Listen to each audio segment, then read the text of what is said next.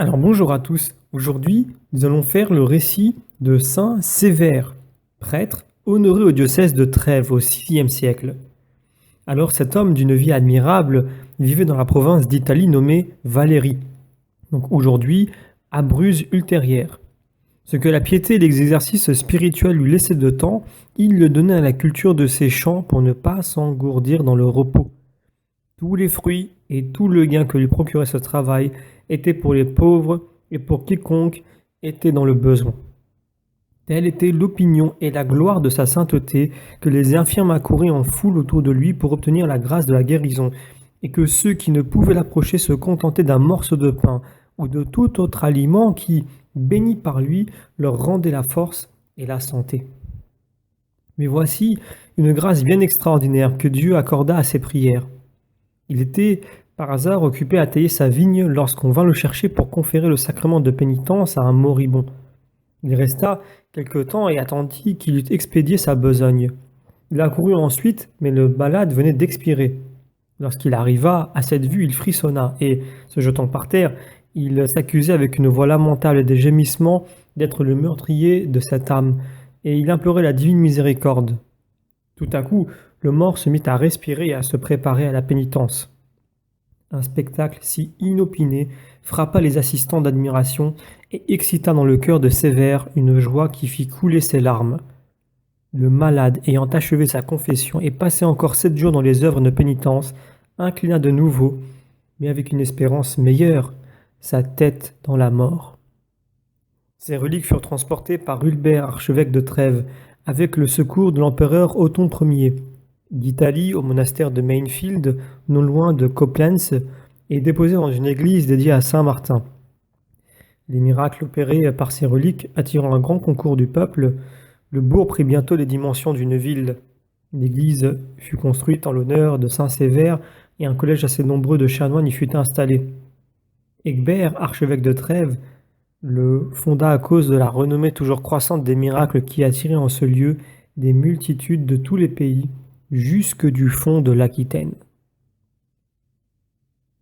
Alors, on voit ici un récit comme souvent dans les récits des saints, donc on raconte un petit peu les traits de caractère de la personne, les vertus qui étaient mises en avant par aussi son caractère et sa personnalité.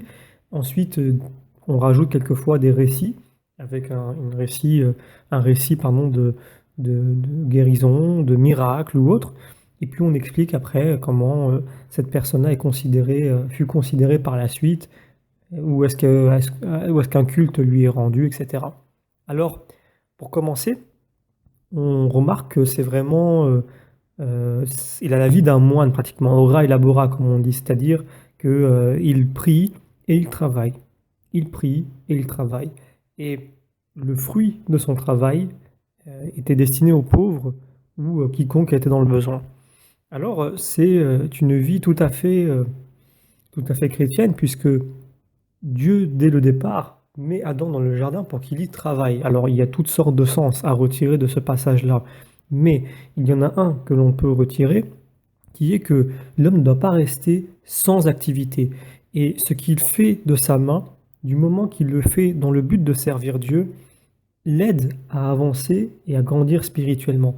Je veux dire par là que ce n'est pas parce que l'on prie que l'on grandit spirituellement, et que si on ne prie pas ou si on travaille de nos mains pour faire quelconque activité, eh bien, il n'y a plus de rapport avec la spiritualité. Non, tout ce que nous faisons peut avoir un rapport avec la spiritualité.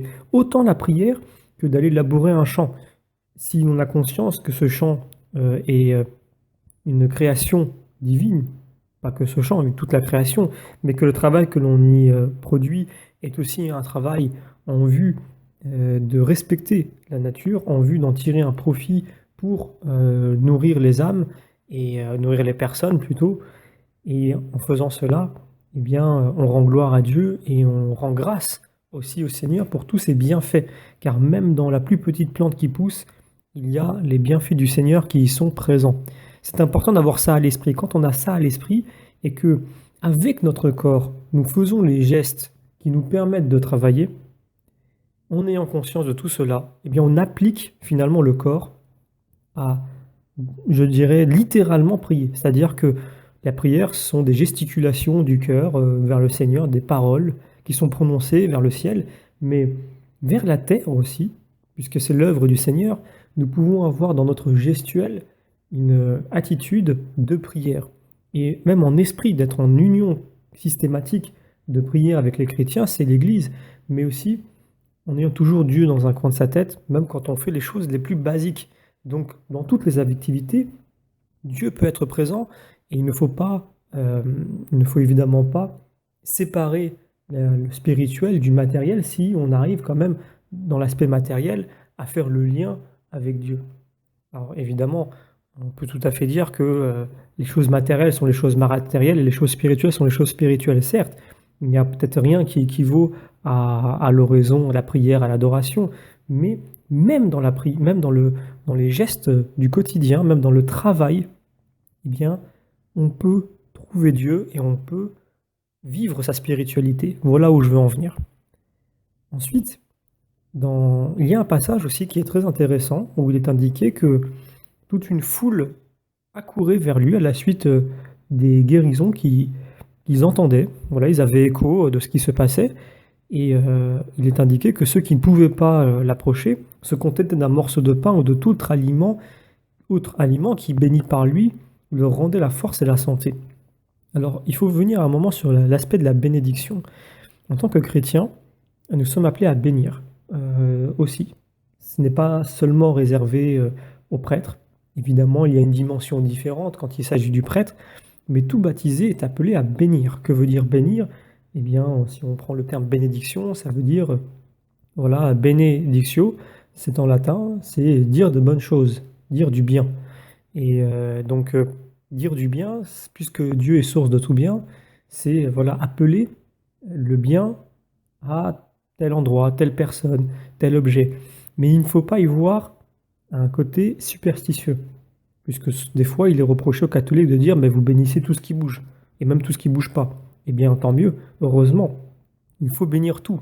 Tout doit être sous le regard de Dieu, et il faut que nous en ayons conscience. C'est-à-dire que même l'assiette que nous utilisons, la voiture que nous utilisons peut être bénie, et il n'y a pas de honte à ça, comme il n'y a pas de superstition à y trouver, puisque la bénédiction ne vient pas toucher l'objet, mais la personne qui l'utilise. C'est très important. Donc, en tant que chrétien, il est important de se former à la prière, mais aussi d'avoir ce réflexe de bénir, d'appeler à la bénédiction. Quand un prêtre est présent, il s'en charge généralement, mais quand il n'est pas là, rien n'empêche dans sa maison de bénir, comme nous bénissons le repas, eh bien on peut bénir la table, on peut bénir le lit, on peut bénir tout ce que l'on veut, du moment que nous ne tournons pas dans la superstition et que nous comprenons bien que c'est tout simplement mettre sous le voile de Dieu la protection sur ceux qui utiliseront ces objets. Voilà. Donc, ce que nous pouvons demander à ce saint, donc Saint Sévère, pour ne pas être très long dans cette vidéo, c'est tout simplement de lui demander d'être utile aux yeux de Dieu. Voilà, moi c'est ce qui ressort de ce texte. Quand je le lis, je vois que Saint Sévère fut utile aux yeux de Dieu, puisqu'il exerça les exercices spirituels, ce qui est fort utile pour soi d'abord avant d'être utile pour Dieu, mais on se comprend. Et il travailla en n'oubliant pas que Dieu est à l'origine de tout, de la création comme du travail, et que pour le corps humain, pour l'homme, c'est important d'être toujours en marche, c'est-à-dire d'être toujours, de ne pas être à l'arrêt, de ne pas être oisif, de ne pas être, comme on dit, flemmard. Voilà, il faut avancer, il faut aller de l'avant, il faut travailler. L'homme est fait pour marcher, l'homme n'est pas fait pour s'arrêter et attendre, il est fait pour marcher.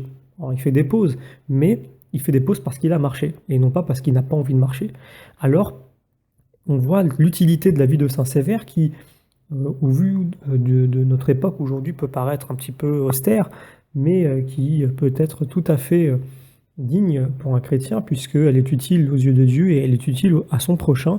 On voit le nombre de personnes qui ont été guéries, et très certainement pas seulement physiquement, mais même spirituellement, par l'attitude de ce saint qui, on ne le répétera jamais assez, a, par son attitude, manifesté la présence de Dieu, puisqu'être saint, ou devenir saint plutôt, c'est apprendre à laisser Dieu travailler en nous. prendre place et à travailler en nous. C'est pas simplement une attitude passive où l'on reçoit Dieu, c'est une attitude où l'on reçoit Dieu pour qu'il résonne en nous et qu'il resplendisse aux yeux des autres. Voilà, donc nous pouvons demander l'intercession à Saint Sévère pour que nous ayons cette utilité, je dirais presque divine, cette utilité aux yeux de Dieu pour notre prochain et aussi de grandir dans la sainteté puisque c'est ce à quoi nous sommes tous appelés.